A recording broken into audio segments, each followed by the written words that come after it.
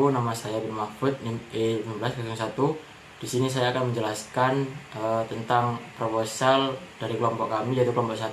Langsung saja, yaitu latar belakang. Di era sekarang ini banyak konsumen yang semakin selektif berperilaku dan mengonsumsi dan memiliki suatu produk yang baru. Oleh sebab itu kami mengangkat usaha minuman yang dinamakan dengan The Seruput Jelly Shake.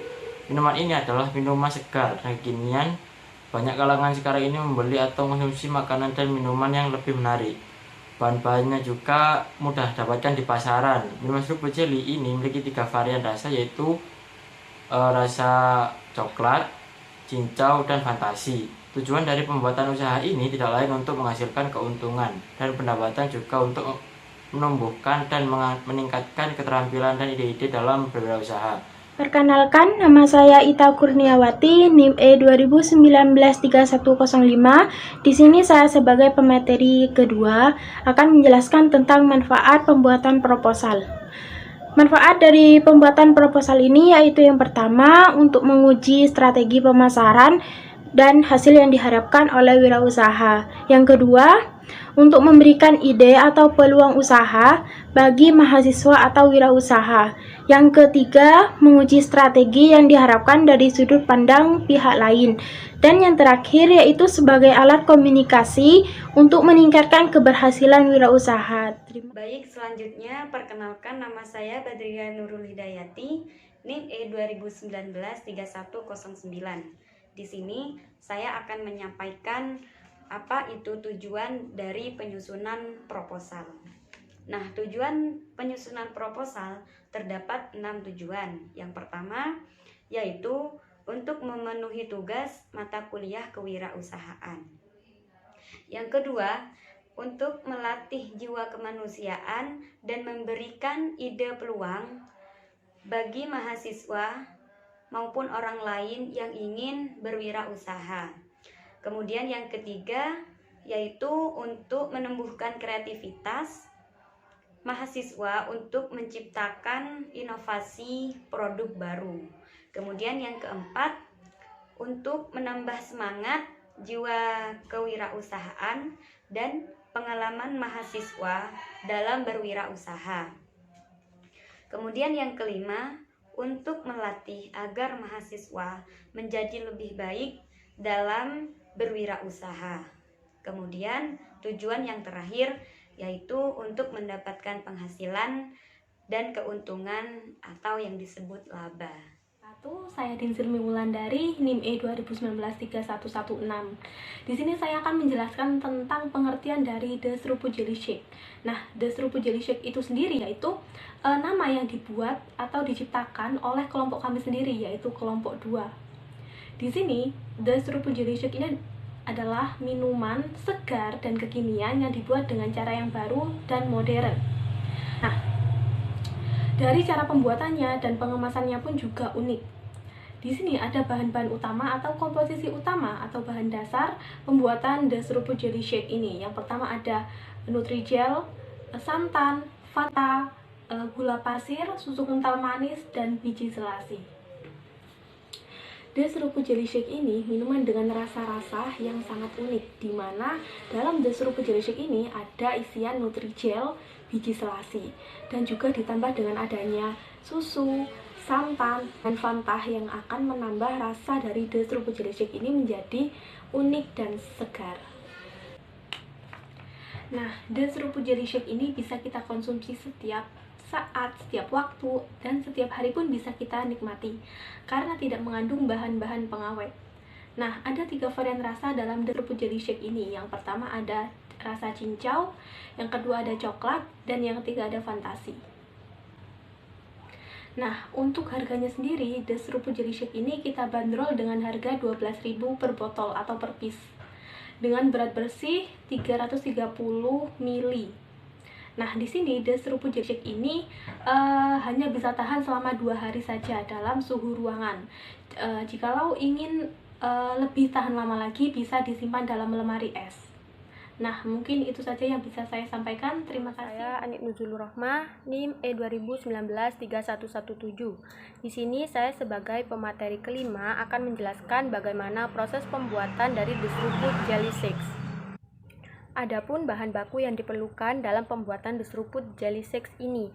Yang pertama ada Nutrijel cincau sebanyak 1 saset dengan harga Rp6.500. Kemudian Nutrijel coklat sebanyak 1 saset dengan harga Rp5.000.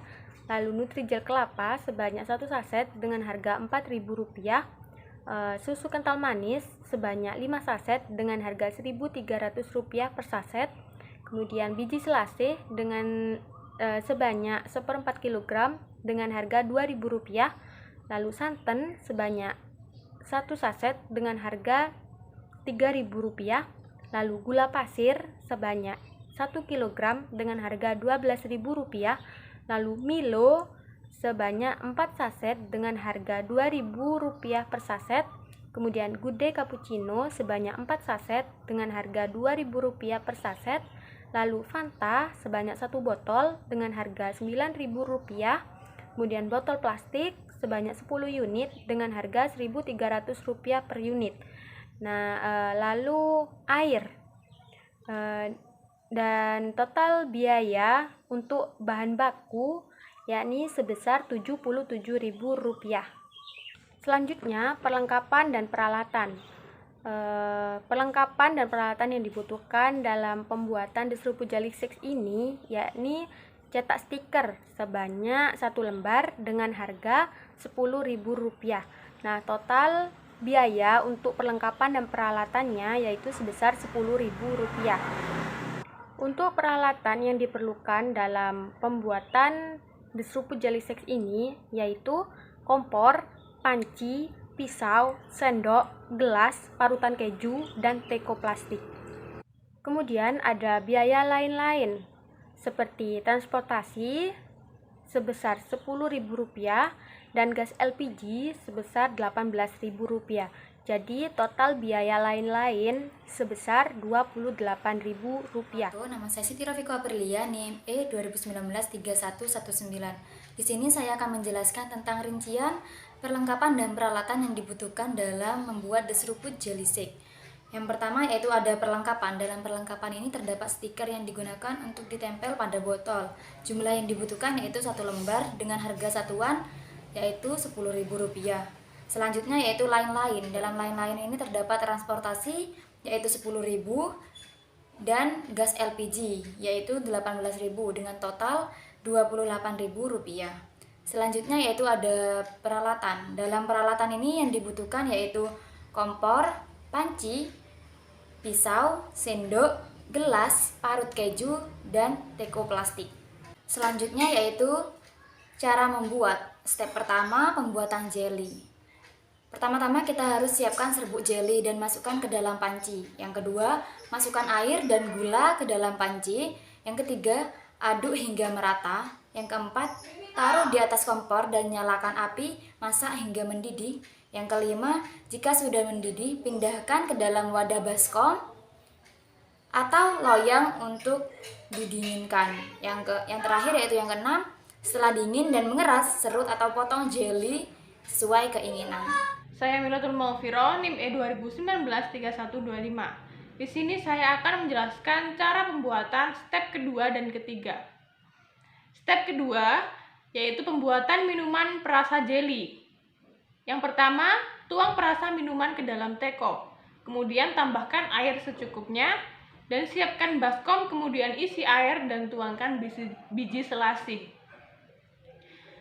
Kemudian tunggu beberapa menit agar biji selasih tersebut mengembang. Lalu selanjutnya siapkan gula dan kemudian lelehkan hingga mencair. Step yang ketiga yaitu proses mixing. Siapkan botol kemasan, lalu masukkan jelly yang sudah diserut ke dalam botol, kemudian tambahkan air perasa yang sudah dibuat tadi. Lalu tambahkan gula cair, kemudian tuangkan susu kental manis, dan yang terakhir yaitu beri selasih, lalu di mixing. Saya Yurskia Harum, NIM E 2019-3131. Di sini saya akan melanjutkan presentasi dari kelompok 2, proposal kewirausahaan tentang rencana anggaran. Yang pertama kita harus menentukan modal atau pemasukan. Modal yang dikeluarkan dalam sekali produksi deseruput jelly shakes yaitu sebesar total biaya sama dengan bahan baku ditambah biaya perlengkapan ditambah biaya lain-lain, yaitu biaya bahan baku sama dengan 77.000 ditambah biaya perlengkapan 10.000 dan ditambah biaya lain-lain sebesar 28.000. Jadi total pengeluaran yang digunakan dalam satu kali memproduksi jelly seruput shake sebanyak 10 botol dengan modal pengeluaran 108.000. Selanjutnya penentuan harga jual, yaitu yang pertama kita harus menentukan harga pokok produksi. Perhitungannya total biaya dibagi hasil produksi. Total biaya sebesar 108.000 dan hasil produksi yaitu 10 botol dalam sekali produksi. Jadi total akhirnya adalah 10.800. Dan yang kedua, harga jual. Perhitungannya yaitu harga pokok ditambah laba yang diinginkan.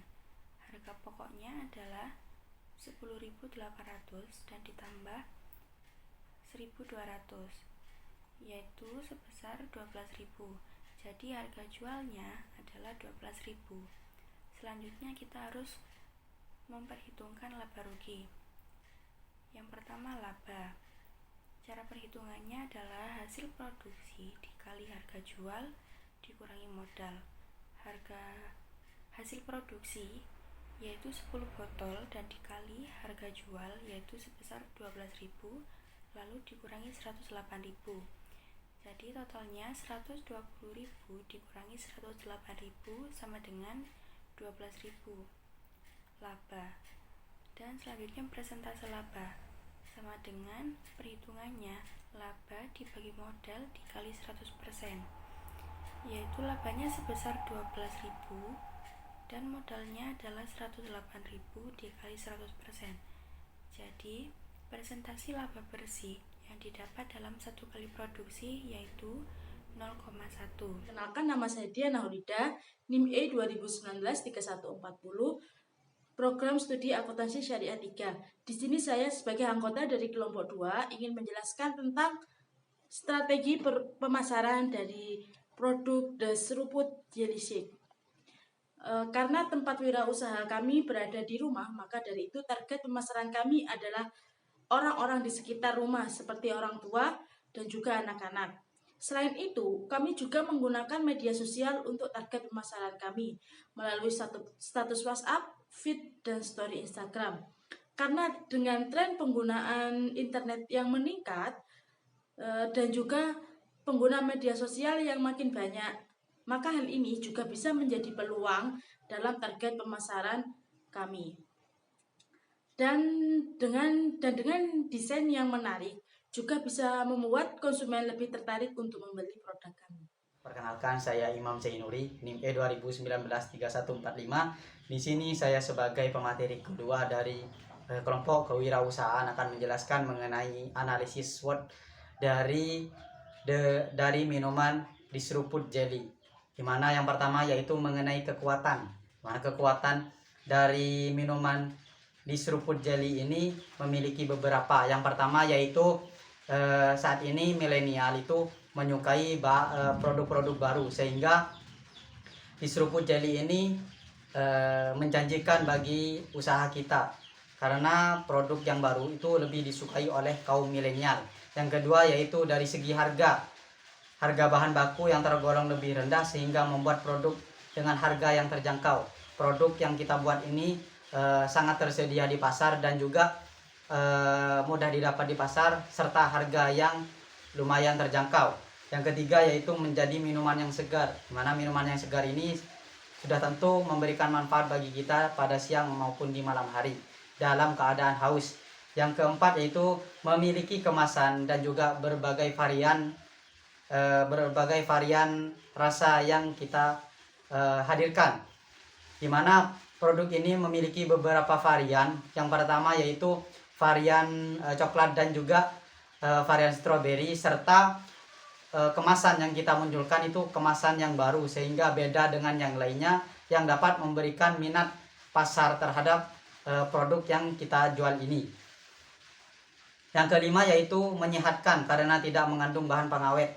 Produk yang kita buat ini 100% tidak menggunakan bahan pengawet apapun sehingga lebih disukai oleh pasar. Yang kedua yaitu mengenai kelemahannya, yaitu yang pertama mengenai kelemahan produk minuman ini tidak bisa bertahan lama. Ya, sudah dijelaskan barusan mengenai kita tidak menggunakan bahan pengawet, jadi produk kita ini tidak bisa bertahan lama karena tidak mengandung bahan pengawet yang ada di dalam produk tersebut. Yang kedua yaitu jika ingin menyimpannya harus di suhu ruangan. Lah, ini menjadi kelemahannya. Karena jika ingin menyimpan produk ini, kita harus meletakkannya di dalam kulkas dan juga memiliki suhu yang stabil di dalam kulkas itu. Yang ketiga yaitu mengenai peluang usahanya. Dimana peluang usahanya ini yang pertama mengenai aspek usaha yang bagus karena banyak disukai oleh banyak orang.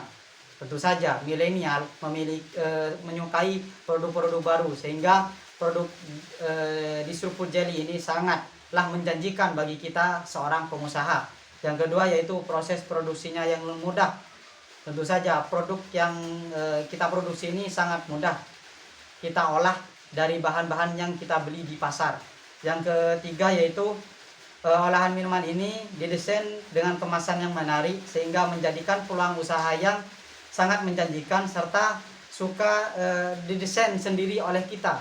Produk ini kita desain dan kita labelkan sendiri untuk memberikan kepuasan kepada konsumen kita. Yang kelima yaitu dapat diorder dan juga memanfaatkan teknologi antar minuman. Kita menggunakan Instagram dan juga WhatsApp untuk memasarkan produk yang kita buat ini. Yang keenam yaitu menjadi bisnis yang menjanjikan. Kenapa bisnis yang menjanjikan? Karena bisnis ini mudah dibuat dan juga minat pasar itu sangat besar terhadap produk diseruput jelly ini.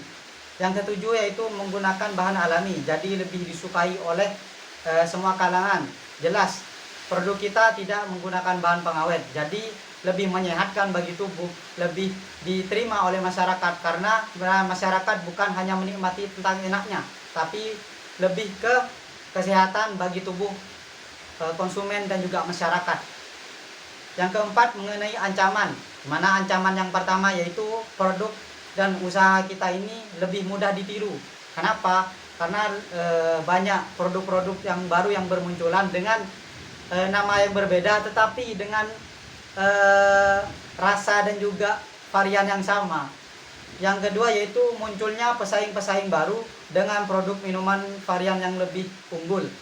Nah, jelas produk-produk baru itu sering bermunculan dengan menirukan produk yang kita buat ini dengan variasi rasa dan juga kapasitas dari volume dari produk yang dijualnya itu biasanya lebih besar dan lebih murah sehingga memiliki kekurangan bagi produk kita. Yang ketiga yaitu persaingan harga pasar, mana masyarakat biasanya memilih produk yang lebih banyak dibandingkan dengan kualitas yang diberikan sehingga persaingan pasar itu sangat ketat. Nama saya Qurratul Aini Atisaro, NIM E 2019-3149. Di sini saya sebagai pemateri terakhir akan menyampaikan mengenai kesimpulan dari proposal kelompok 3. Produk minuman diseruput jelly shake ini adalah minuman segar yang bisa dinikmati sehari-hari. Dan tujuan dari pembuatan proposal ini tidak lain untuk mengembangkan pola pikir kreatif dan ide-ide sebagai peluang usaha bagi mahasiswa dan para wirausahawan di luar. Berwirausaha merupakan peluang mengembangkan usaha sesuai kemampuan pribadi masing-masing. Namun, seorang wirausaha harus mempunyai kecakapan dalam melihat analisis SWOT sehingga dapat mengembangkan usaha dengan baik dan juga lancar.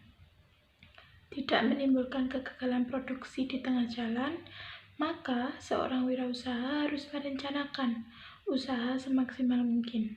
Agar usaha berkembang dengan tepat, seorang wirausaha harus menjalin partner usaha dengan pengusaha lainnya. Tidak hanya mendirikan usaha sendiri, tapi juga merintis usaha bercabang agar kelangsungan usaha berpotensi meluas dan laporan akhir tugas kewirausahaan ini dibuat untuk ujian akhir semester mata kuliah kewirausahaan. Baik, mungkin itu saja yang dapat saya sampaikan. Kurang lebihnya mohon maaf. Wassalamualaikum warahmatullahi wabarakatuh.